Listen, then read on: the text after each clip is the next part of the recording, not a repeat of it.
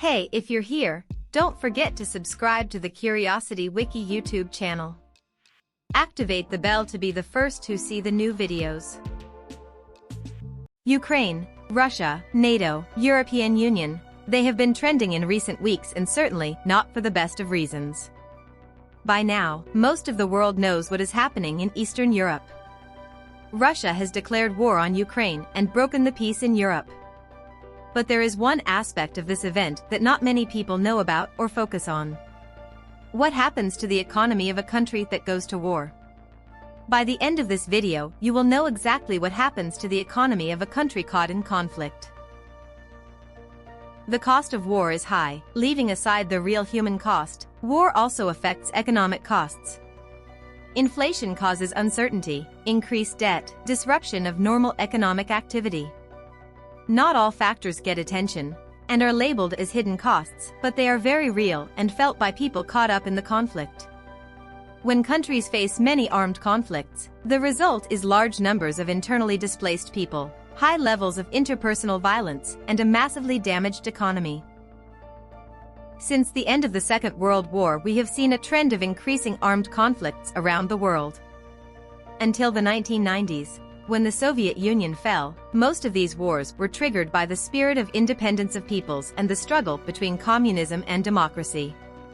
One such example is the Romanian Revolution of 1989, when the Romanian people overthrew and executed the leader of the Communist Party, ending decades of communist rule and moving to a democratic state.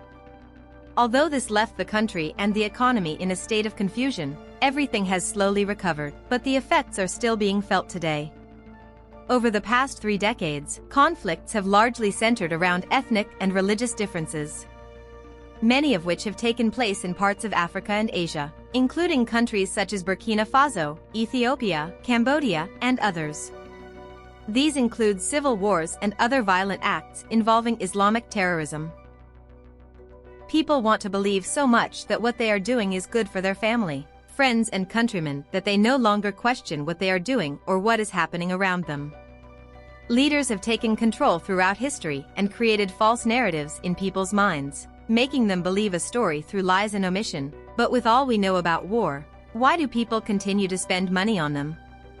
There are some who believe that war is good for business because it may seem beneficial in terms of creating demand, employment, innovation, and profits, but this is masked by unavailable data on loss of life and destruction of physical and human capital. Instead of building bombs and rebuilding destroyed cities, the money could have been used to improve education or healthcare. Studies have found that countries are suffering from war underperform both in terms of output and labor consumption. A country's labor force and productivity declines significantly due to loss of physical and human capital, lack of new investment, and reduced earnings from foreign and domestic trade, and these are just some of the costs of war. First, we have inflation. In most cases, war leads to inflation, which in turn leads to the loss of people's savings, increased uncertainty, and shaking confidence in the U.S. financial system. During the U.S. Civil War, the Confederacy struggled financially to meet the costs of the war, so it began printing more money to pay soldiers' salaries.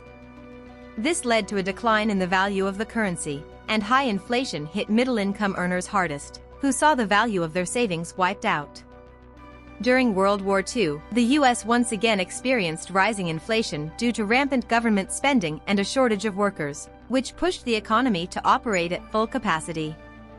The U.S. never faced a major blow to its economy, unlike Hungary and Austria in 1946. After the 1946 World War, both Hungary and Austria were devastated by the war and their ability to produce goods was severely reduced, which created a situation of hyperinflation. Governments rushed to print more money to buy what they couldn't produce, but this wasn't the best idea as it soon led to both countries having the highest inflation rates in the world. Fortunately, they have since recovered, but it's a good example of how not to do things. The next topic is the volatile price of oil. Armed conflicts often lead to higher oil prices, as war can be a significant threat to supply.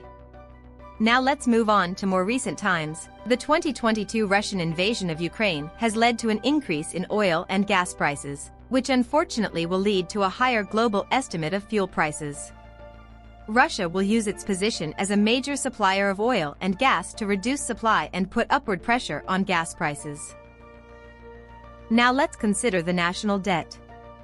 Every war in history has created a surge in public sector debt. The government appeals to the patriotic spirit of the population to support the war effort so that it can borrow much more than usual. The UK is a good example of this. Both world wars were very costly for the British, which led to a sharp increase in national debt even after the war. The debt has continued to rise thanks to the government's efforts to create a sustainable welfare system. To stay afloat, they depended on loans from the US, which took many decades to repay. The economic costs of war can be realistically estimated and measured, but it is almost impossible to determine the psychological costs of war. The pain of death, suffering, fear, and disability. Armed conflict can leave soldiers and civilians with deep trauma for the rest of their lives after war. In recent years, post-traumatic stress disorder is more widely recognized and accepted, and there have even been advances in treatment, using VR technology and even psychedelic drug treatments, but determining the psychological cost of war is almost impossible. While it can certainly be said that this cost is incredibly high, the economic consequences of war inevitably lead to a legacy of debt, an increased public debt, plus an army of demobilized soldiers who now have to find a new way of life. After the First World War, Germany's economy was devastated both by the conflict and by claims for compensation payments. To combat this struggle, Germany resorted to printing more money, which led to even greater hyperinflation. This internal discord caused by hyperinflation in the 1920s sowed the seeds for political extremism, and, well, we all know what happened after that. Let's talk a little bit about what's going on with Russia's economy. This conflict has led to major financial sanctions against Russia, which has had a severe impact on the economy. It has closed Russia's largest bank limited cash withdrawals for its customers to $20, and the ruble has fallen by about 30% to a record low after these sanctions. The most devastating war that could happen is a war of attrition. Have you ever heard of it?